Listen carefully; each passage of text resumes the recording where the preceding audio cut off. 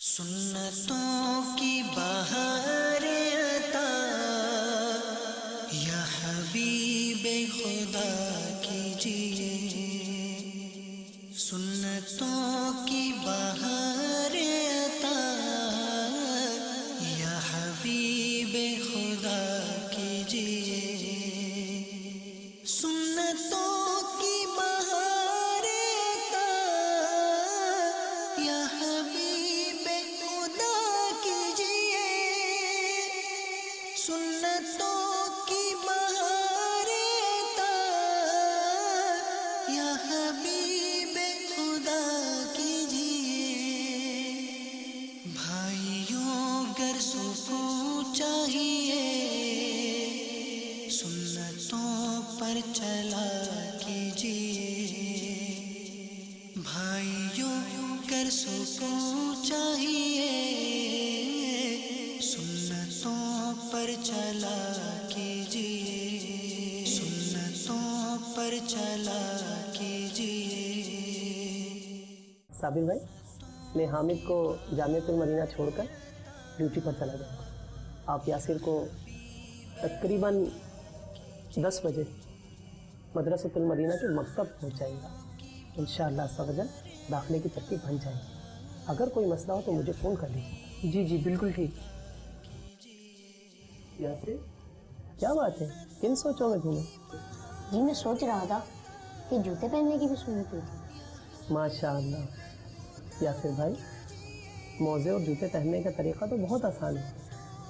حضرت سیدنا ابو ہریرہ رضی اللہ تعالی عنہ سے مروی ہے، اللہ کے پیارے محبوب دانۂ غیوب منزہ عن العیوب صلی اللہ تعالی علیہ وسلم نے ارشاد فرمایا، جب کوئی شخص جوتا پہنے تو پہلے دائیں پاؤں کا پہنے، اور جب اتارے تو پہلے بائیں پاؤں کا اتارے۔ آپ صحیح فرما رہے ہیں، کوشش میں بھی کرتا ہوں، ایسا کر نہیں پاتا، اکثر بھول جاتا ہوں۔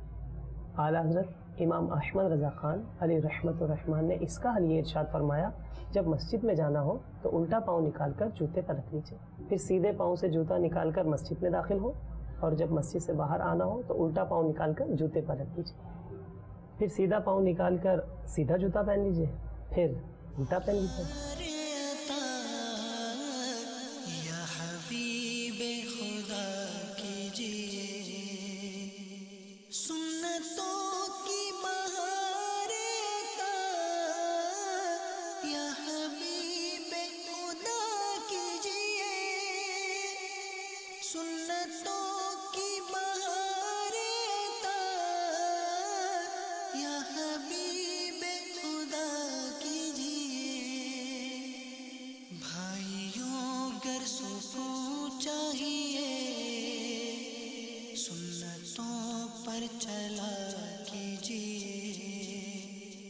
بھائیوں گر سکون چاہیے، سنتوں پر چلا کیجیے، سنتوں کی بہار عطا یا حبیب خدا کیجیے، سنتوں کی بہار جیسے ابھی ہم چٹائی پر بیٹھے، جوتے اتار دیے، یا دوران سفر سیٹ پر بیٹھے ہو تو کیا کرنا چاہیے؟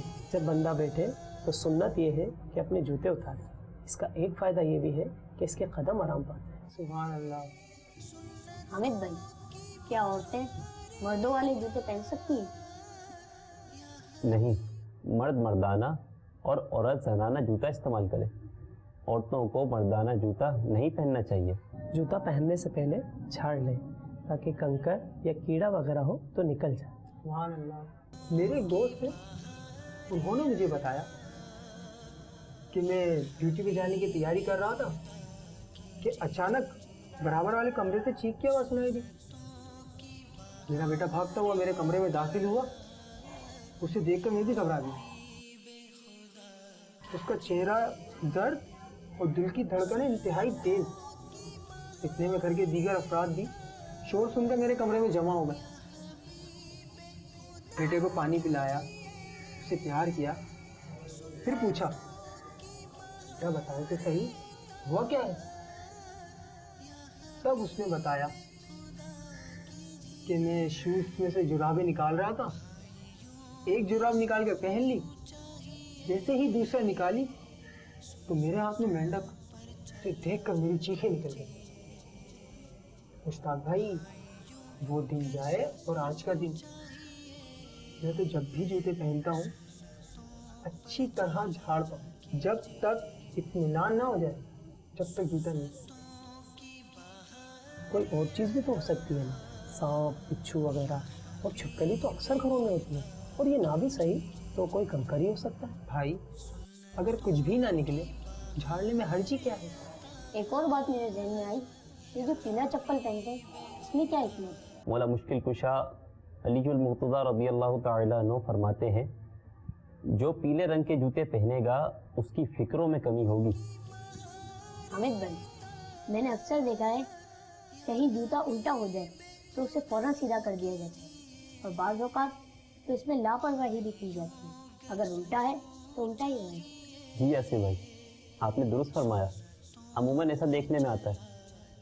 یاد رکھیے، تنگ دستی کے اسباب میں سے ایک سبب یہ بھی ہے کہ اوندھے جوتے کو دیکھے اور اس کو سیدھا نہ کرے۔ استعمالی جوتا اگر الٹا پڑا ہو تو اسے فوراً سیدھا کر دیجیے، ورنہ تنگ دستی کا اندیشہ ہے۔ یا حبیب خدا کیجیے سنتوں